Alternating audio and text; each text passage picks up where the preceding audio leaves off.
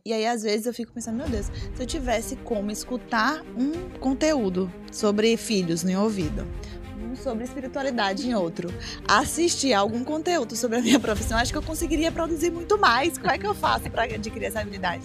E eu acho que é isso, a gente cria uma necessidade de estar sempre absorvendo alguma coisa, estar produzindo sempre mais, que é irreal.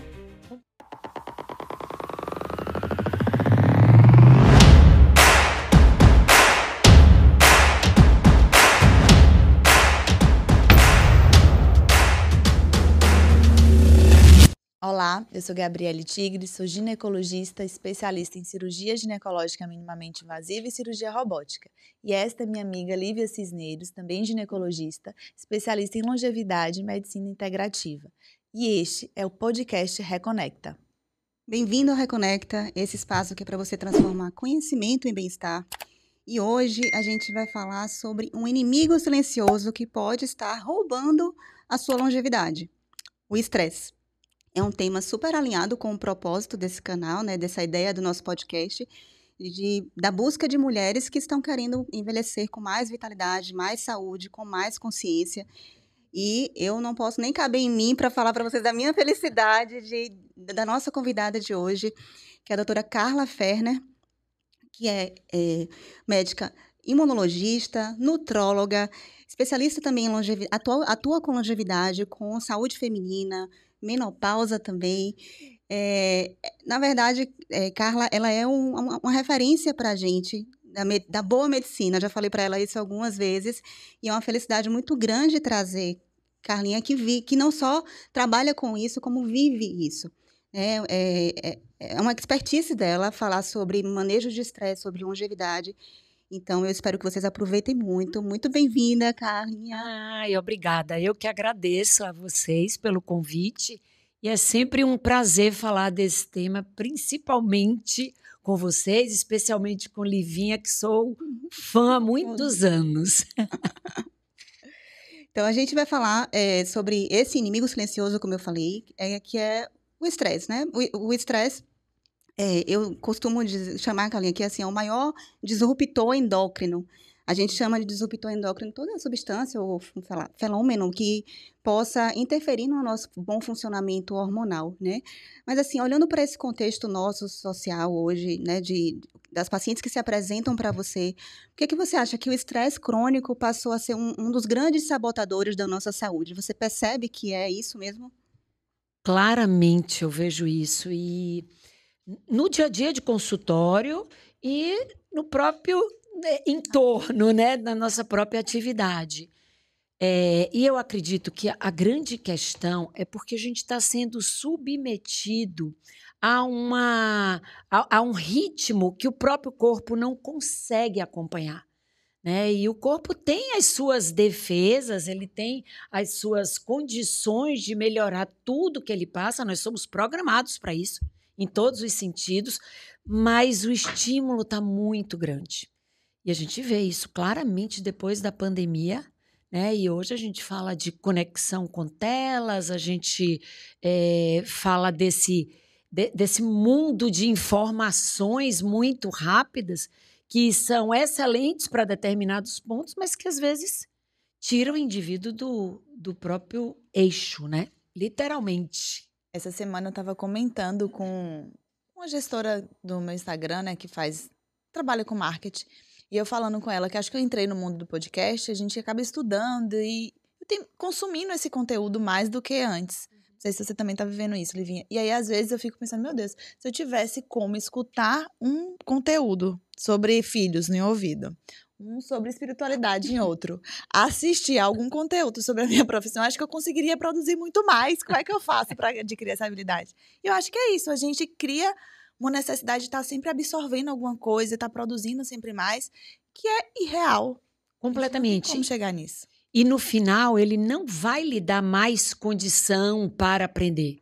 Pelo contrário, você esgota a sua capacidade de conseguir reter informação. Uhum. E se isso afeta seu sono, então, acabou.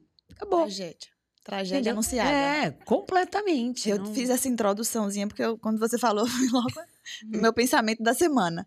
E aí, eu que queria saber de você, Carla, se como é que é esse efeito realmente do estresse no corpo da pessoa, principalmente dessas mulheres da nossa idade, né? 35, 40, 40 mais, 50 anos. Como é que esse estresse vai atuar e vai prejudicar a vida dessa mulher? Por que a gente tem que parar de se estressar? A gente precisa parar de se estressar, eu acho que está meio complicado para a gente conseguir, mas a gente precisa aprender a lidar com isso, né? Dentro do que é possível fazer, porque o estresse ele cria mesmo muitos danos e a gente pode listar milhões de coisas aí, desde microbiota intestinal, a alteração do peso, a própria questão hormonal, antecipação de menopausa, entendeu? Então, isso tudo pode acontecer em função do estresse. A gente sempre culpa o cortisol, né? Como se o cortisol fosse um tremendo vilão. E o pobre do cortisol, ele está ali, que é o hormônio do estresse, ele está ali só para tentar controlar a situação do sistema nervoso simpático, da liberação de adrenalina e tudo que está acontecendo ali. Então, ele entra, teoricamente, para fazer um down regulation nisso.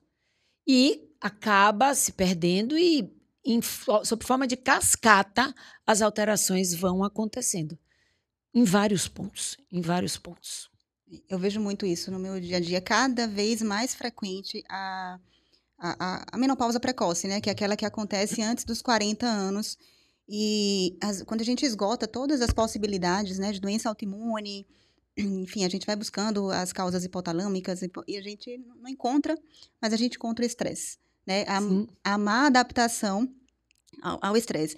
A gente estava falando sobre essa sobrecarga, né, de demandas, de a gente não conseguir desacelerar. E Carla trabalha muito com performance física, né? Acho que é um público grande que você tem, de atletas amadores, atletas profissionais, né? E eu gosto muito do conceito que você traz, que é de performar bem em todas as nossas outras áreas. Procurar um equilíbrio, porque, inclusive, o atleta pode ser um ser extremamente estressado, adoecido e oxidado. Então, fale pra gente como assim, se você nota realmente que há uma relação entre, né, essa cobrança exagerada de performance física nesse momento que a gente vem vivendo do mundo fitness, né? De todo mundo querendo ter um shape, uma aparência X. Se isso tem... Se é saudável. Se é saudável e se você não nota que isso também reverbera nas outras disfunções. Não tenho dúvida disso. O atleta amador, principalmente, para ele é muito mais complicado até do que para o próprio atleta profissional. Porque a gente resolve ser corredor, triatleta, só que a gente acorda às 4 da manhã para correr, para nadar, em seguida chega em casa, dá atenção a filho, toma um café voando, vai para consultório, trabalha no consultório, volta à noite, tem outro treino. Isso é altamente desgastante. O próprio trabalho de endurance, né, o próprio exercício, ele aumenta a produção de radicais livres, que a gente conversava antes sobre oxidação, né? E até porque é muito simples de entender.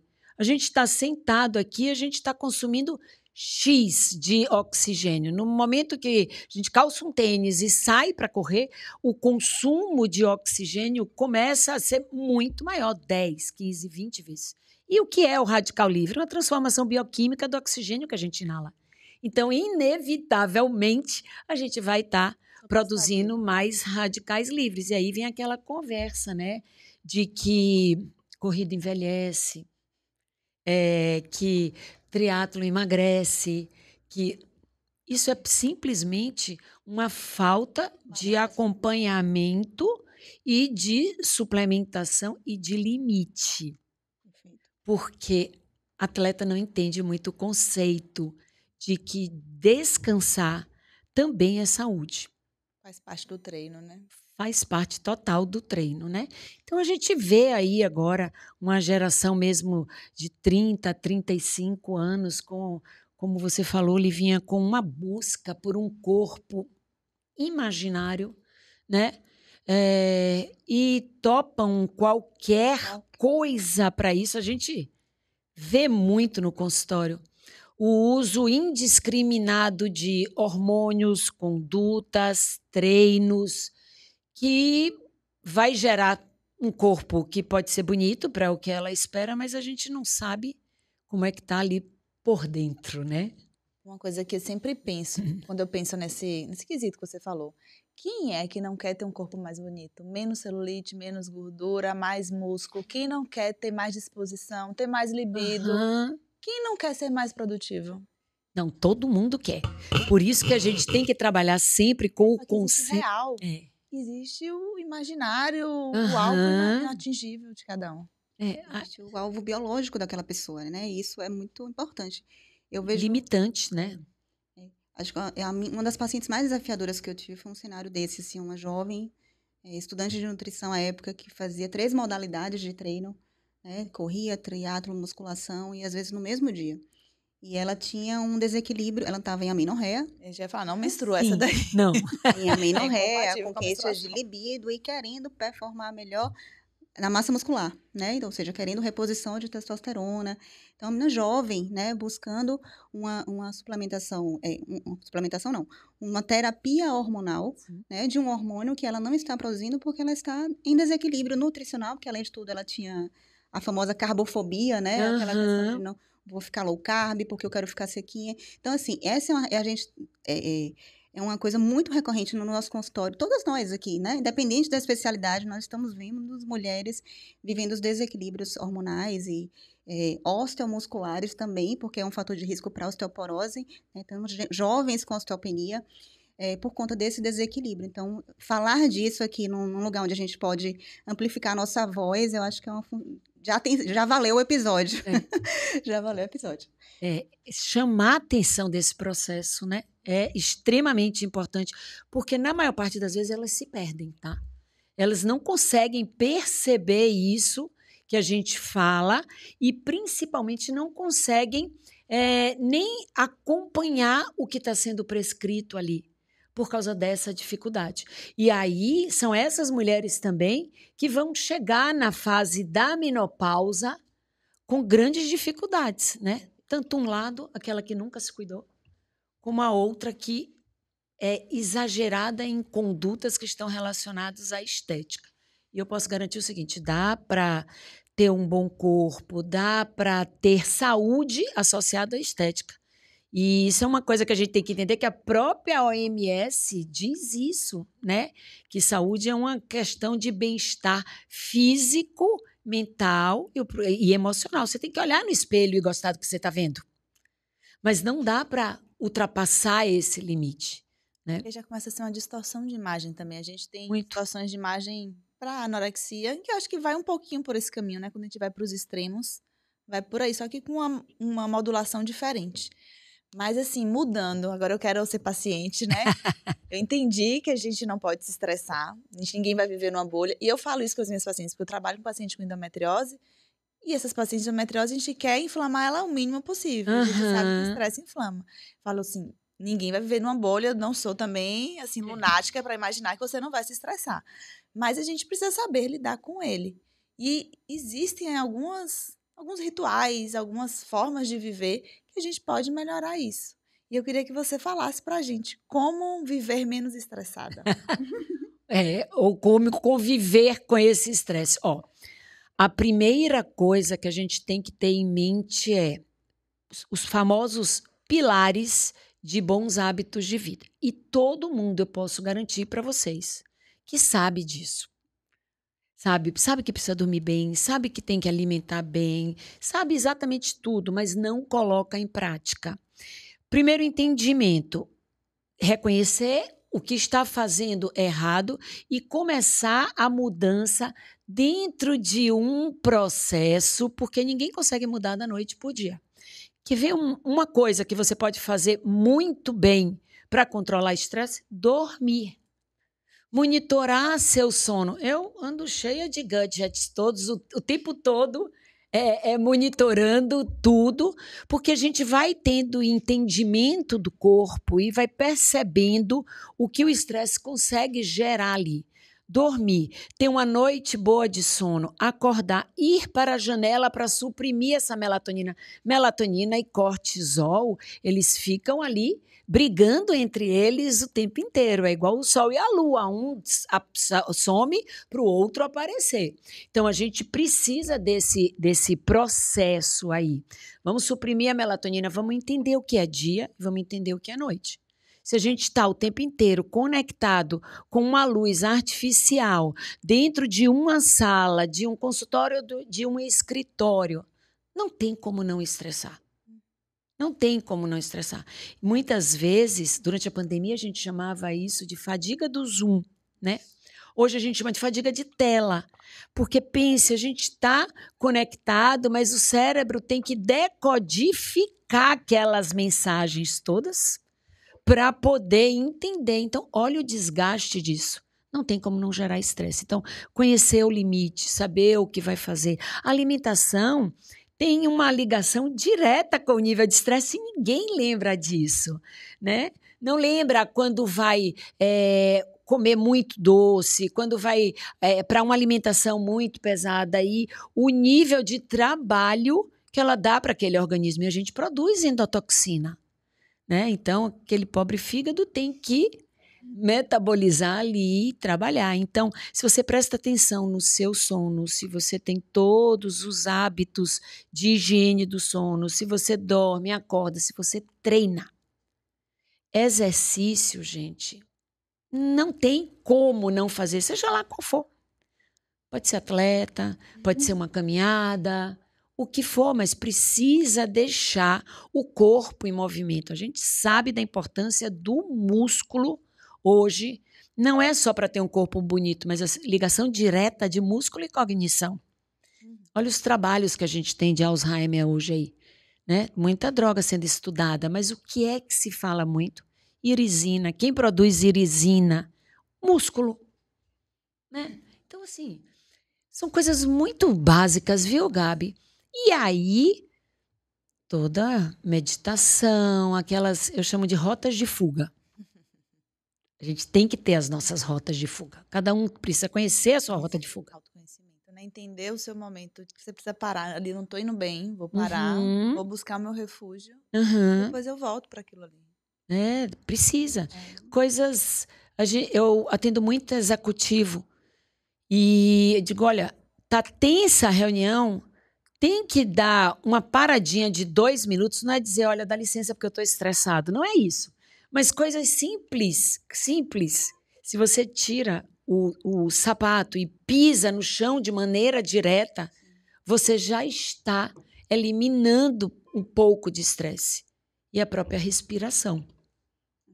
Eu digo sempre que assim, quase todos os processos de adoecimento são, em alguma análise, uma desconexão com a natureza. Uma desconexão com a natureza e com a nossa própria natureza, a forma como nós fomos criados, né, Carlinha? Porque isso que a Carlinha falou é o básico, né? Noite para dormir, músculo para exercitar, sistema digestivo para digerir comida de verdade, né? E a gente tem uma adrenal maravilhosa para modular o estresse que a gente se expõe por viver, né? Então, assim, a gente não estamos falando de um estresse agudo, né, de um trauma, de uma batida de carro, né? Isso aí é natural, é fisiológico, é necessário que a gente se estresse naquele momento para a gente se modular, né? Enfim, a gente está falando do estresse crônico, que é viver esse desequilíbrio que a gente normalizou, que é não priorizar o sono, dormir cada vez menos, ir para a cama com o celular, né? Cheio de estímulos, acorda, pega o celular. Então, nós estamos vivendo uma vida desconectada, propícia mesmo ao estresse crônico, e isso passa batido mesmo, assim, às vezes a paciente não... Eu acho que são desses todos os pilares que a gente fala, né? Sono, atividade física, alimentação, que naturalmente envolve saúde digestiva, né? Que é um pilar grande, e o estresse, o sono e o estresse são os mais negligenciados, né? Com certeza. Então, enfim, eu acho que se a gente olhar um pouquinho assim para a forma como fomos criados, né, criados pela divindade, a gente já vai evitar um monte de coisa. Então, essa questão do manejo do estresse que Carla fala muito e ela pratica isso. É muito bom a gente aprender com quem faz. né? E porque, poxa, isso dá um peso muito grande. E eu aprendi que para mim, as primeiras, e isso tem estudos, né? Carla pode até falar melhor que eu, mas as primeiras horas da manhã, elas são fundamentais para ditar o ritmo do seu dia. Então, para mim, a minha modulação do estresse, as primeiras horas da manhã e as últimas horas do dia, antes de dormir, reserva ali. E assim, isso é intencional. Isso é intencional. Eu acordo mais cedo do que eu precisaria para do horário de fazer meu exercício, meus treinos, para ter minha conexão com Deus, que é o que eu acredito, mas, né, isso cada um com sua própria crença, os meus próprios rituais, depois, né, exercício físico, enfim, depois eu começo meu dia de trabalho, porque para mim é possível fazer isso, né, eu sou autônoma, eu posso começar meu trabalho depois disso, mas o que eu quero dizer assim, isso é intencional, não é assim, na hora que couber no dia, não, o nosso dia tem que ser programado em cima daquilo que nos mantém, né? E o que nos mantém firmes e lúcidos para essa vida que a gente vai encarar com todos os desafios que ela nos proporciona, é justamente a gente respeitar esses pilares. Né? Não tenho dúvida disso. E eu vou além falando que basta realmente ter a vontade de fazer. Isso. Independente se a gente consegue, hoje pode estar no consultório ou não, em qualquer tempo de deslocamento, isso também, esse mundo que estressa a gente, ele também dá algumas informações de como a gente pode viver melhor e aproveitar esses momentos, né? Então, todo mundo pode respirar. Perfeito.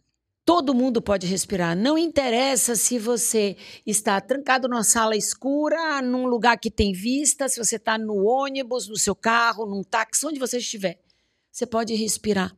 Então, uma respiração que você faz já é uma forma de você se conectar enquanto você está indo para o trabalho. Se você não tem tempo de fazer uma rotina tão legal como essa que você faz. Mas a gente tem que ter mesmo rotinas com intenção, de maneira que isso seja repetido tantas vezes que ela faz parte da vida da gente. Naturaliza, né? A gente já não consegue não fazer. Eu tenho uma inversão um pouquinho do que você faz, mas faço a mesma coisa, só que com uma forma diferente. Eu acordo e vou treinar. É a primeira coisa que eu preciso fazer. Antes disso, eu só tenho aquele ritualzinho muito rápido. Eu acordo, meu primeiro lugar que eu vou é para a janela. Chuva, sol, eu vou para a janela, abro a janela. 5 minutinhos, 1 minutinho ali, aí eu vou tomar minha aguinha morna. E aí, sim, depois vem tudo que eu quiser usar para ir treinar, que normalmente vou em jejum. Mas treino, volto e então eu vou meditar. E aí depois é que eu vou tomar café da manhã. E à noite também. Completamente tem um horário que o meu próprio telefone já fala, chegou o horário, está na hora de desligar. E aí só livro físico e a leitura é que me faz adormecer todas as noites. Se você me perguntar, como é que faz para poder ter isso? Gente, não tem explicação. A única explicação é fazer. Fazer com o formato que se encaixa melhor para você. Mas tem que fazer. Precisa fazer. Mas não assim tão bonitinho igual vocês. Tem 2 meninos pequenos. Você tem uma demanda. Então, assim, ontem mesmo eu fiz a reserva para ir treinar às 5h30 da manhã. Fui treinar às 5h30 da tarde.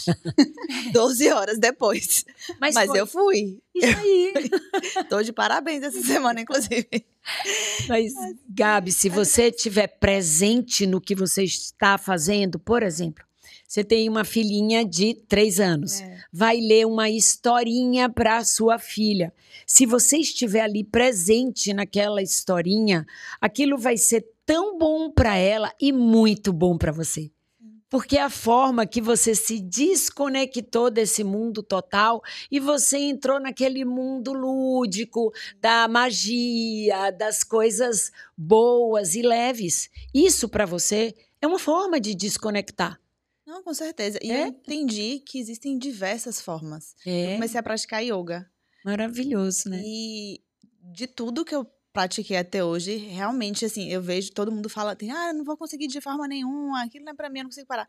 Mas, gente, é uma forma de você desconectar tão profunda que você começa a levar para as outras áreas. Sim. E começa a viver outras atividades corriqueiras com mais profundidade. Eu tô verdadeiramente encantada. E essa semana eu consegui ficar de cabeça para baixo sozinha. Eu falei, meu Deus, eu fiz investir nisso. Então, ainda estou nesse encantamento. Mas, realmente, eu entendi que não é sobre o yoga, não é sobre a meditação. É como você controlar o seu dragãozinho interior e fazer ele ficar mais descansado ali, seguro. E você poder entender, sentir seu corpo e sua mente ficar ali mais contida. Com certeza, estar presente. Exato. Né? Esse é um ponto que a gente está no corre-corre do dia a dia. E, assim, eu acho que na profissão da gente, né, a gente está sempre muito atento ao outro, né? E, assim, muito conectado com as coisas do outro. Então, a gente tem que parar e se colocar também, assim, olhar para a gente. E eu falo muito em consultório, gente, máscara de avião. Eu adoro falar isso. Adoro falar isso. Eu acho que os pacientes não aguentam mais. Mas é que é verdade. Se a gente não se cuidar, se a gente não se priorizar, se a gente não colocar a máscara de avião primeiro na gente, não vamos conseguir respirar. Vamos morrer antes de conseguir ajudar todo o entorno. Filhos, maridos, pacientes, amigos, tudo. Então, a gente tem que estar de olho e com coisas muito simples. E essa é uma linha que é gigante. A gente pode, para controlar estresse, a gente pode falar de respiração, que todo mundo pode, como a gente pode falar de adaptógenos, que aí é mais fácil para quem mora fora do Brasil. A gente tem alguma coisa aqui ainda, a gente consegue trabalhar. Mas... adaptógeno, Carminha, para nossa audiência. Já ia perguntar aqui. Falei, não posso perguntar, é ignorante a minha pergunta. Deixa eu, né, todo mundo entender o que é adaptógeno. Adaptógenos são substâncias que aumentam a resiliência ao estresse, tá? Então, ele vai modular a parte hormonal. E toda, assim, principalmente a atuação dele em cortisol.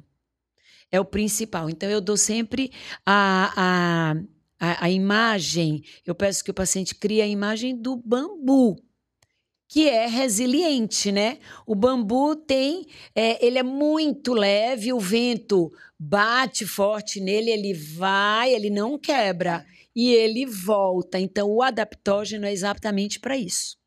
Inverna, mas não quebra. Inverna, mas não quebra. Muito Foi bem bom, claro para mim. Muito bom, é exatamente. Inverna, mas não quebra. Ele vai te ajudar a fazer isso.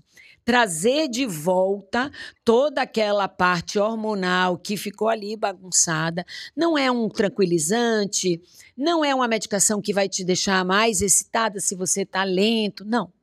Ele é para ir modulando e adaptando. E tem coisas muito boas, assim, excelentes. Tem estudos excelentes também sobre isso. A gente já tem alguma coisa no Brasil e a gente está esperando chegar com tudo que tem, né? Quer citar alguns, assim, só para... E eu queria entender quem tem necessidade de usar esse adaptógeno. Nossa. Todo mundo deveria praticamente usar? Não. Ó, eu só não vou dizer que todo mundo precisa usar, porque a gente precisa ser muito comedido na hora de... Não precisa. Talvez não precise. Ele tem outras armas que ele não chegou a esse nível de precisar do adaptógeno. Mas essa vida que a gente vive hoje, provavelmente, eu digo que pelo menos 80% das pessoas que entram no meu consultório, pode ser que seja um perfil já que é um grande viés, mas precisa fazer uso de algum adaptógeno, né? Em função de tudo isso que a gente falou no começo, do monte de demandas que a gente tem que fazer entregas e que a gente se cobra por grandes entregas e precisa fazer.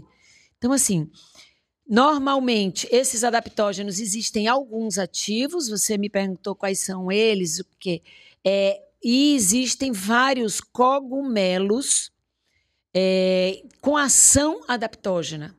No Brasil tem, tá? Alguma coisa. Mas a gente ainda precisa assim, de algumas certificações do plantio, do cultivo, de como esse cogumelo é cultivado, na verdade. Porque aí é que está a grande questão, né? Segurança, né? De segurança. Eu queria aproveitar um pouquinho da sua especialidade, outra, né, são várias, mas assim, como imunologista, né, a gente já vem falando, né, do estresse como um acelerador de envelhecimento, de estresse oxidativo, do efeito físico, do efeito reprodutivo, mas assim, a imunidade é um pouco intuitivo. Quem nunca viu ou apresentou, abriu um quadro de herpes, por exemplo, num momento, né, de estresse. Então, existe realmente, é explicável essa relação entre estresse e sistema imunológico? Completamente. Eles são completamente interligados, né? Então, assim, o cortisol, ele vai atuar interleucina 6, TNF, alfa, e no inflamassoma de uma forma geral. Ele aumenta todo o processo de inflamação também.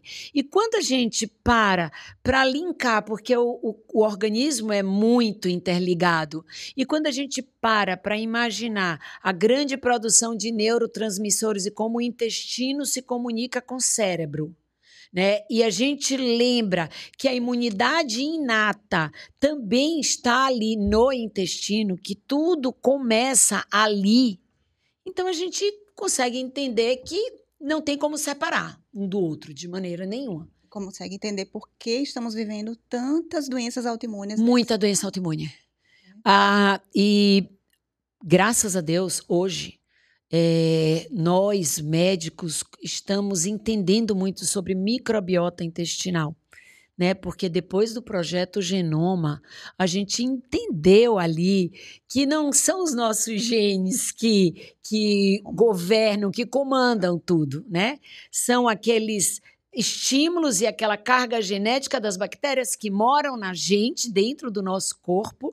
Hoje a gente sabe muito de intestino, mas elas estão aqui, estão na pele, estão na vagina, né? E todas essas bactérias, elas participam de maneira direta em muitas questões, né?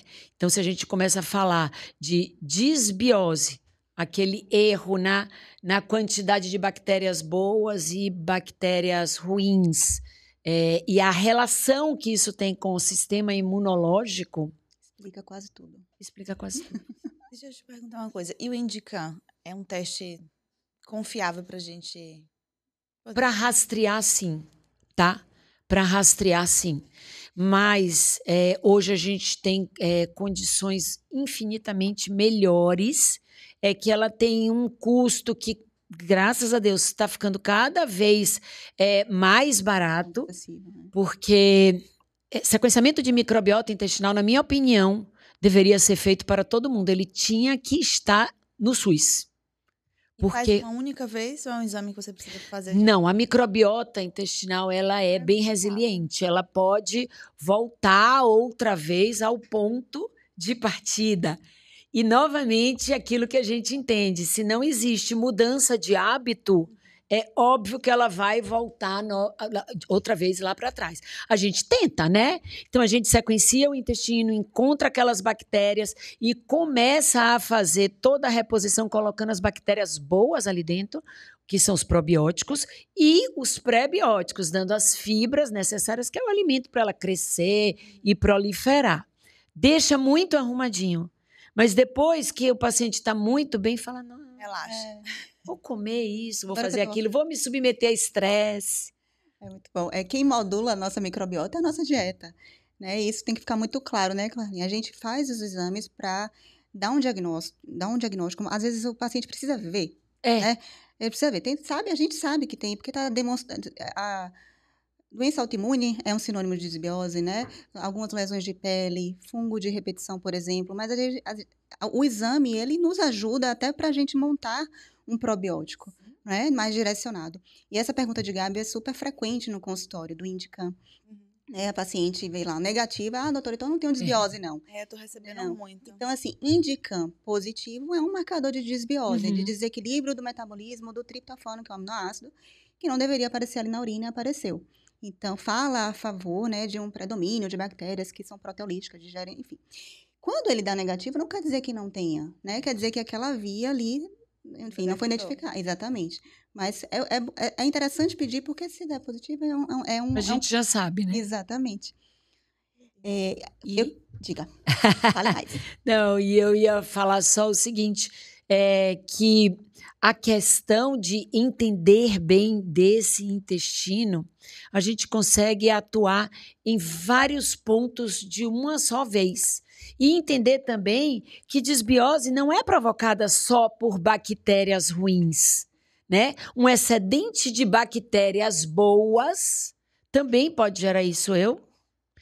Tem um teste que eu tive que reorganizar, porque eu, além de adorar frutas vermelhas, o sabor, usava muito como fonte de polifenóis para todas as coisas do organismo, como antioxidante, para proteger o útero até a pele, né? E muito, muito, muito. Então, o que aconteceu? Eu cresci no meu intestino uma bactéria que é boa, que protege todo o intestino, que se chama Arquemania mucinifera. Todo mundo quer. Que todo mundo quer, mas eu alimentei tanto com aquilo ali, que todos os dias, era todos os meus suplementos batidos, porque a carga glicêmica era baixa, parará. Ela cresceu demais e fez uma permeabilidade intestinal também. Tanto a falta quanto o excesso. Então, de novo, falando de outro tema, a gente cai no equilíbrio, que de fato é tudo, entendeu? Eu ia sinalizar assim, pedir, aproveitar a presença de Carla aqui e não usar a possibilidade de a gente conhecer alguns suplementos, né? Que não é para ninguém, entendam. A gente quer que vocês conheçam a possibilidade, mas a gente não quer que vocês saiam usando essa lista, até porque a dose é individual, a indicação é individual. Mas é bom que vocês saibam que existem sim alguns suplementos, além dos adaptógenos, que a gente pode lançar mão como um adjuvante de melhora de imunidade, né? De melhora dessa resiliência aí, desse eixo HPA. Você usa na sua rotina? Como é que você faz? Uso muita coisa. E se a gente vai focar, por exemplo, em estresse, eu uso água morna de manhã. Tá na minha receita. Isso melhora trato digestório. Isso, pela medicina Ayurveda, ela acalma o fogo digestivo, e isso não deixa de ser uma suplementação. Em suplementos mesmo, se a gente vai falar de imunológico, a gente sabe que existe sempre uma reação bioquímica ali e que a gente precisa dar material para isso, né? Qual é o primeiro passo? Conhecer a necessidade daquele paciente. Então, são os exames, os marcadores bioquímicos que vão dizer para a gente se, por exemplo, Dona Maria precisa de zinco ou não, né? Então, zinco, extremamente importante. A gente pensa, sistema imunológico, zinco, sim, verdade, ele é extremamente importante, junto com a vitamina C, mas nem todo mundo precisa de zinco. E a gente tem que entender algumas relações, inclusive, para deixar claro que é importante evitar a automedicação. O zinco, por exemplo, ele compete muito com o cobre. Se o paciente usa um zinco a mais do que ele precisa, ele derruba o cobre e isso vai ter prejuízo. Magnésio. Não sei como é no consultório de vocês, mas não tem ninguém que sente na minha frente para não pedir um magnésio. Eu não preciso de magnésio. Magnésio é muito importante, é muito bom, mas vai pelo mesmo lado. Se eu exagerar na dose do magnésio, eu posso ter alterações agudas como hipotensão postural, quando você vai ver. É um paciente que está usando, gente, só um excesso grande de magnésio. Eu posso ter, a longo prazo, uma alteração até na saúde óssea. Por quê? Porque ele compete com cálcio. Ele vai derrubar o cálcio. E aí, se ele usa o magnésio, não usa o cálcio, tem uma vitamina D modificada, quem vai sofrer com isso? Entendeu? E se a gente associa isso, fazendo as ligações com a deficiência de vitamina K, que pode existir um intestino que não está sendo bem cuidado, o osso sofre. Então, tô tomando magnésio para dormir melhor, aí é meu osso que eu vou prejudicar. Então magnésio é ruim para o osso. Não. Né? Tem isso. Não. É porque precisa ser ajustado. Mas zinco, vitamina C, beta-glucana, importantíssimo para imunológico. Em termos de melhorar a qualidade de sono, de estresse, o magnésio, a teanina, a melissa, muita fitoterapia existe que é boa para isso. E aí a gente tem aqueles mais avançados, aqueles ativos que vão ser prescritos pelos médicos, né? Então, ou algum nutricionista também.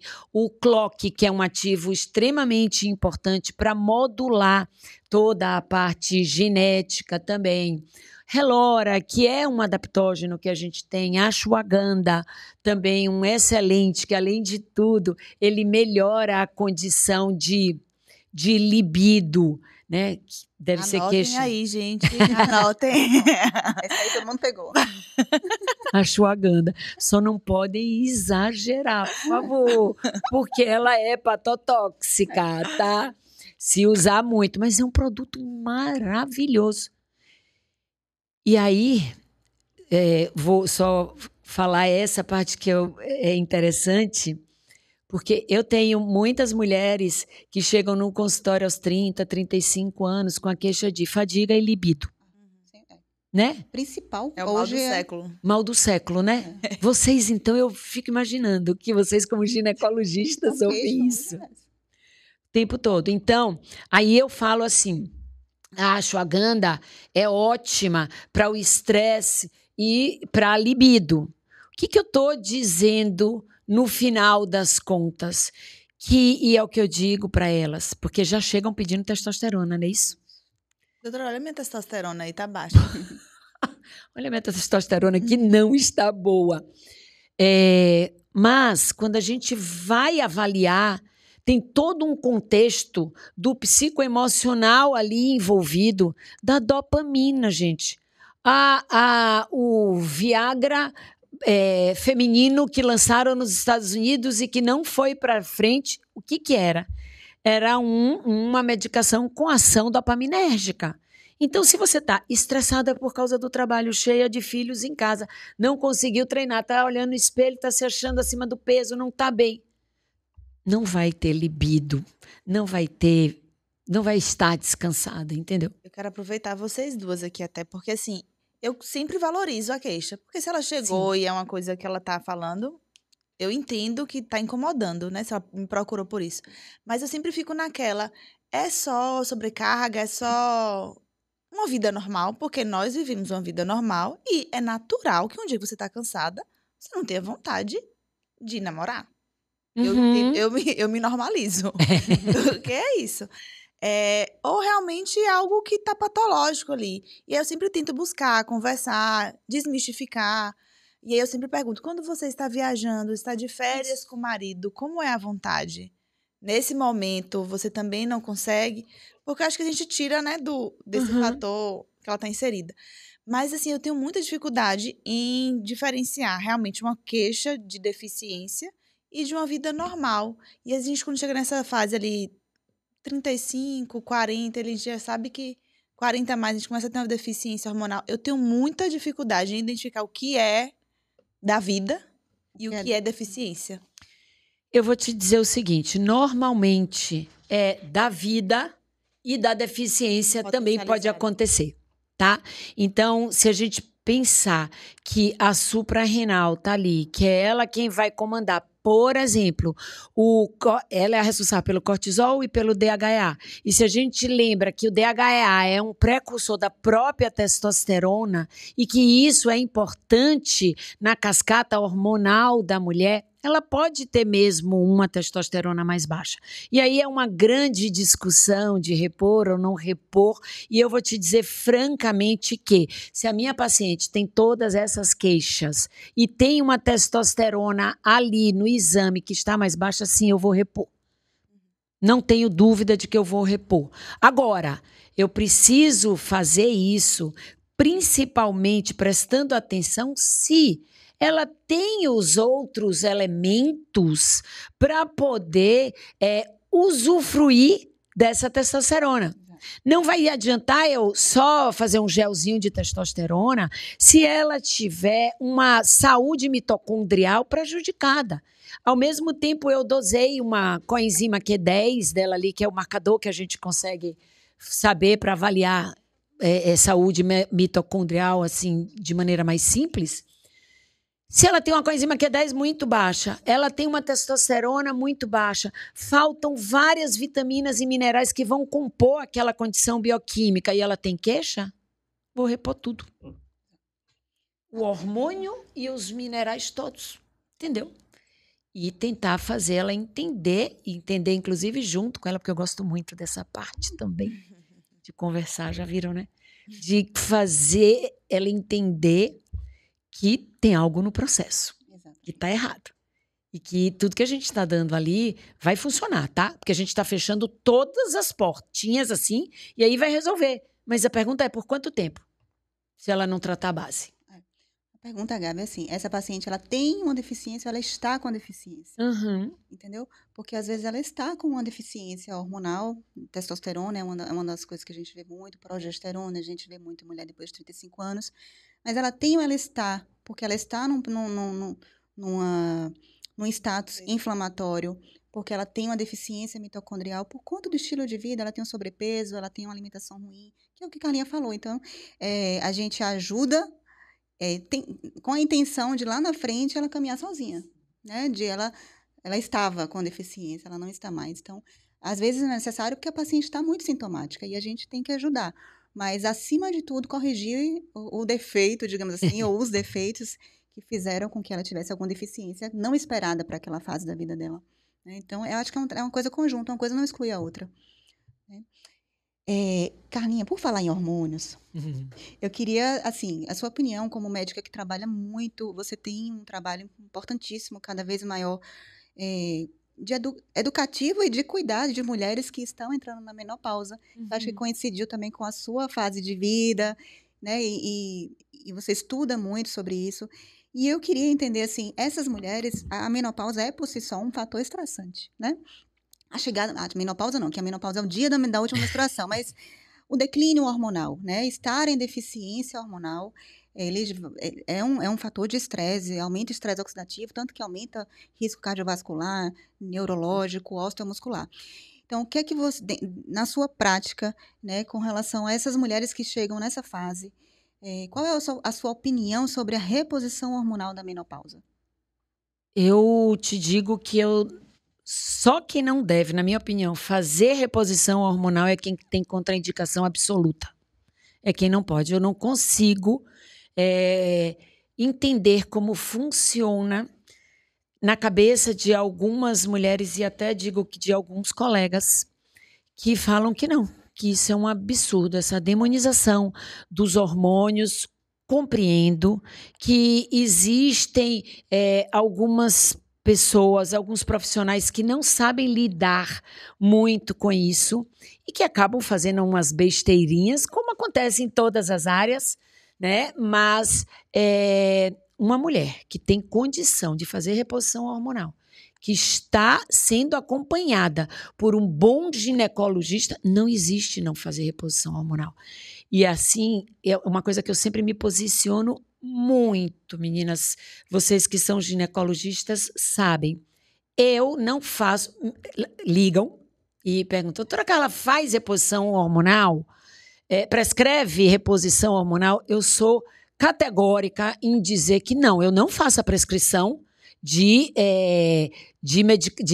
hormônios para reposição. Eu vou encaminhar para os ginecologistas que, na minha opinião, continuam sendo os principais especialistas para fazer isso. Posso palpitar, né, Livinha? A gente troca muito. Vamos fazer isso, vamos fazer aquilo e tal. Mas não vejo como não fazer. O que eu faço é preparar essa mulher para entregar essa mulher para o ginecologista para que a reposição hormonal seja realmente efetiva. Porque a gente sabe hoje, não tem porquê você começar a reposição hormonal numa mulher que está muito acima do peso. Não vai ter a mesma resposta. Vai dizer que a reposição engordou, né? Assim que fala, reposição me engordou, a reposição me deixou isso. Não tem como a gente pensar em reposição hormonal se, antes de tudo, a gente não avaliar como é que está a metabolização hepática dessa mulher. Não tem. Então, meu papel é esse. Eu preparo para ela entrar na menopausa e entrar bem, que foi justamente isso que me aconteceu. Eu entrei na menopausa e eu achei que eu estava entrando, porque eu não quis acordar para treinar assim. 1 semana, 2 semanas, eu estava com preguiça para levantar para ir treinar. Foi a única coisa que eu senti da menopausa. Que depois eu nem sei se foi da menopausa, porque eu corri na época para o professor Elcimar, falei, professor, eu estou assim, assim, assado. E eu usava o contraceptivo, eu não menstruava, e ele falou, só pode ser a menopausa, vamos fazer um implante. Gente, estou falando de 10 anos atrás. E aí fiz, só que tem o seguinte, não durou nem 20 dias que eu tinha colocado o implante. E a minha vitalidade voltou como se nada tivesse acontecido. Ou seja, o implante não tinha nem começado. E pronto, é tudo que eu sei sobre menopausa. Acabou. Não senti nada. Eu fui me preparando ao longo do tempo. E hoje o que eu vejo no consultório é que nenhuma mulher merece passar por essa fase sofrendo. Porque é uma fase tão boa. Vocês estão longe de saber disso na prática, mas... Galopando. Mas é uma fase muito boa a menopausa, muito boa. A gente tem mais maturidade, a gente enxerga a vida com muito mais segurança, a gente consegue fazer as coisas de maneira melhor, a gente se cobra menos. Tem muita coisa que vem com o amadurecimento. Junto com ele a menopausa.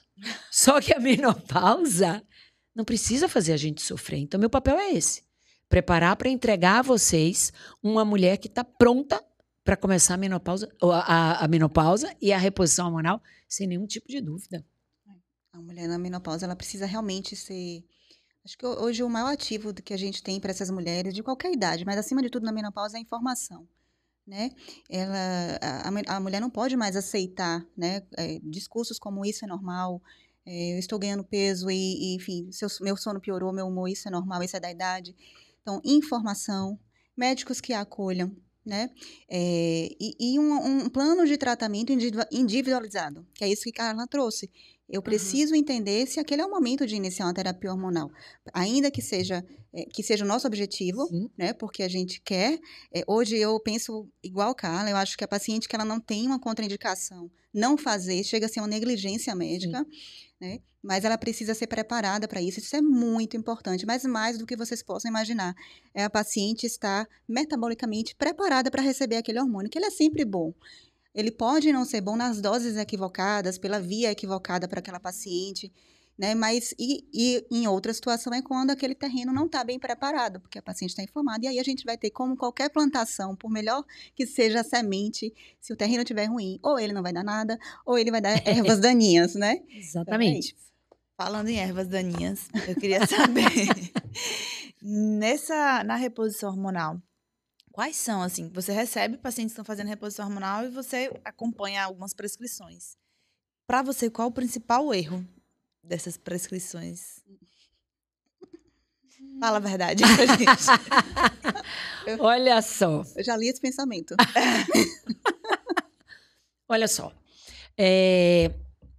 o tema reposição hormonal foi algo que evoluiu muito. Todos os estudos e estudos, de fato, bons estudos, né? E eu percebo que existem muitas pessoas ainda que não conseguiram entender o que é melhor para a paciente, principalmente em termos de via de administração, tá? Então, assim, pacientes, eu vou dar um exemplo. Paciente com um ginecologista que ela era minha paciente, ela foi para o ginecologista, ela esterectomizada, não tinha útero, e ela não dormia por nada desse mundo. Ela estava usando os Zolpidem para dormir, e eu pedi para ela conversar porque tenho sempre esta ética, poderia ter feito ali prescrito, mas fui pedi que ela perguntasse para ele se poderia usar uma progesterona micronizada, oral, uma dose menor, ok. Ele mandou um recado para mim. Exatamente. Ela não tem útero. É isso que dá qualquer médico querer entender de tudo. Foi o recado que eu recebi. Nossa. Doutora, eu vou te falar. Porque ele disse, fale. Eu falei, fale. Não tem problema. Eu já estou acostumada a ouvir quem não estuda. Entendeu? Então, essas coisas é difícil demais admitir. Isso, né? Não tem muito tempo que isso mudou. Que a gente aprendeu na residência. Que não se prescrevia progesterona para quem não tem útero. Só que tem gente que para aí nesse tempo. É porque a gente estava falando de progestágeno, né? Aquela conversa que a gente já teve, né? De progestinas sintéticas, enfim. Tem muita coisa. E os exageros, e vamos aproveitar que você vai perder os músculos e vamos colocar umas doses enormes de testosterona com muita gestrinona e um tantinho de estrógeno, sabe? Não, gente, tem umas coisas que dói a minha alma quando eu vejo. Mas aí eu palpito, tá? Eu não aguento ficar calada, eu falo. Não, porque você não está prescrevendo hormônio porque não quer, né? Porque tem total domínio sobre o assunto, mas essa é uma realidade mesmo que Gabi trouxe, essa dúvida é provocativa mesmo, porque ela recebe isso, né? Eu recebo fotos do que ela vem recebendo, são, né, um sobreuso de hormônio. Então, eu prefiro a paciente que tem medo de hormônio daquela que não tem medo nenhum. Né? Porque ela vai aceitar tudo. Ela vem com uma lista, né, de hormônios em uso que não são da terapia hormonal, né? Não há uma justificativa médica. Então, eu preciso ter uma indicação médica para eu fazer um hormônio para um paciente, seja por qual via for. E isso é muito importante. Karen, eu acho que a gente esgotou aqui, né? Assim, a gente falou, eu acho que o meu recado, assim, final, é que, assim, longevidade, ela não é sobre só viver mais, a gente quer viver bem. E, assim, um caminho, talvez, que a gente possa percorrer, acho que eu aprendi... Carla não foi minha professora, de fato, não, né? Assim, não, de faculdade e tal, mas sempre foi um referencial. Sempre foi. E eu agradeço muito a Deus, porque ele me direcionou muito para os médicos, os profissionais, que eu deveria olhar. Nesse momento da medicina, isso é muito importante. Então, eu não tenho nem como agradecer de você estar aqui. Não tenho... A primeira vez que eu recebi uma paciente indicada de Carla, eu quase tive um colapso. Então, assim, é muito... e ainda disse a ela, olha, eu acho que Deus ligou o rádio, assim, para me dizer, você está no caminho. Esse é o caminho. Então, já tive o prazer de trabalhar junto, de ser convidada para fazer parte do corpo clínico que ela formou. E, assim, sou muito agradecida mesmo, muito obrigada. E, continuando o que eu estava dizendo, a longevidade, ela é sobre viver mais, mas viver bem. E os caminhos, né, que eu aprendi estudando muito e vendo, aprendendo com Carla e com profissionais, né, que eu confio, mas, acima de tudo, aplicando na minha vida, estar presente, procurar estar presente em cada tarefa que você estiver executando naquele dia, já filtra muitos pontos de estresse, né? Você tem um propósito, vários propósitos, mas, assim, ter uma vida com propósito, fazer de propósito, acordar com propósito, é a questão da intencionalidade, E tem a disciplina. A disciplina, ela não é opcional, assim, ela não é aprisionada. Na verdade, a disciplina é quem me dá liberdade hoje, é a minha disciplina.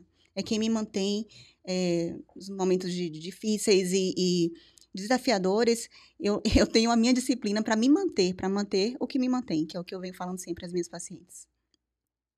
Maravilhosas, né, gente? Maravilhosas. Carla, obrigada, viu? Foi incrível mesmo. Eu aprendi muito. E, assim, todo mundo que lhe vinha referencia pra mim é a mesma coisa que tá vindo dela, porque eu sei que é gente que vai trazer muita qualidade. Foi isso. Esse episódio foi incrível. Minha mãe já tá convocada para assistir. Todo mundo que eu amo está convocado. Os outros, né, eu acho que deveria assistir, mas quem eu amo vai ser obrigatório, checklist. E é isso, muito obrigada mesmo. Eu queria que você trouxesse sua mensagem final pra gente. Sim, claro. Pra gente... Os projetos, enfim. Sim, mas eu quero direito de resposta pra Lívia. Sim, com certeza, total. Gabi, eu tô conhecendo hoje, mas eu sei que eu digo a mesma coisa. Se Lívia tá referenciando, eu já imagino o nível de profissional que você é.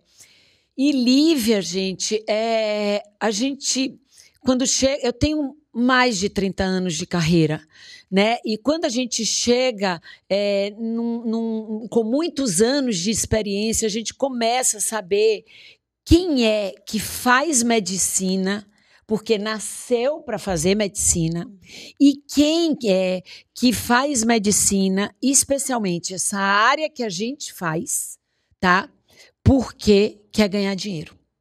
Essa é uma das coisas que a gente tem observado muito. Hoje em dia, na nova geração, a gente está vivendo um momento de muito estresse com isso também, principalmente nós que formamos há bem mais tempo.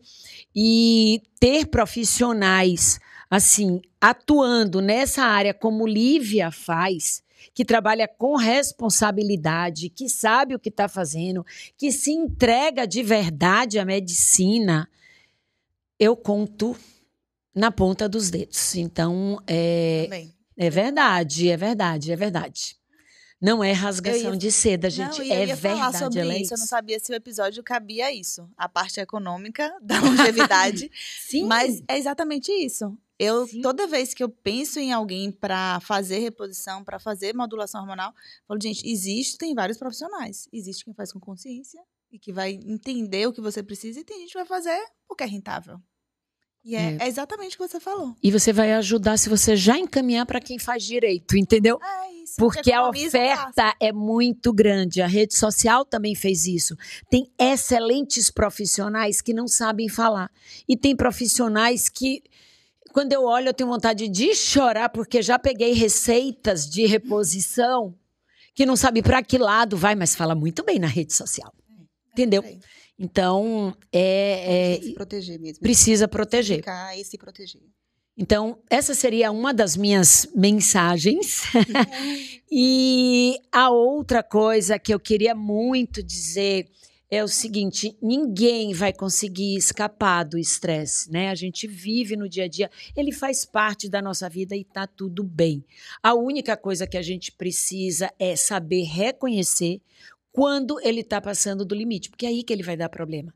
Porque estresse a gente vai ter, mas quando ele ultrapassa é que a gente sente. Com relação à menopausa, queria dizer para quem está ali começando essa fase, que começa bem, gato subiu no telhado, né, Livinha? Bem devagar, que se prepare para poder entrar na menopausa. Menopausa pode ser uma fase muito boa da vida e não precisa ser essa coisa de, olha, eu estou sofrendo. Não, eu trabalho muito para desassociar a menopausa de sofrimento.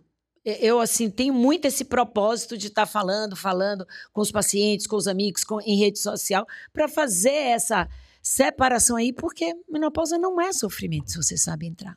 Graças a Deus, né?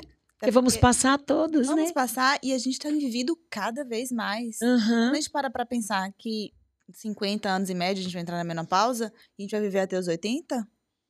E a gente está preparado para viver 120, né, Gabi? Então, vamos geneticamente, bem. Vamos tentar Quero viver muito chegar mais lá. Bem. Vamos viver bem. Gente, vou encerrar o episódio sem palavras, tá? Porque é muita generosidade de Carla. Eu espero que vocês tenham realmente aproveitado. O tempo dela é extremamente precioso, assim, raro. E o conhecimento dela também é muito grandioso se vocês colocarem em prática. Né? Conhecimento sem prática não tira a gente do lugar. Então, compartilhem esse episódio, curtam, para que o YouTube, né, entenda que esse episódio tem relevância. Acho que realmente tem importância de você, tem muita relevância que vocês devem compartilhá-lo. Nossas redes sociais estarão aqui na descrição. E a gente se vê no próximo episódio.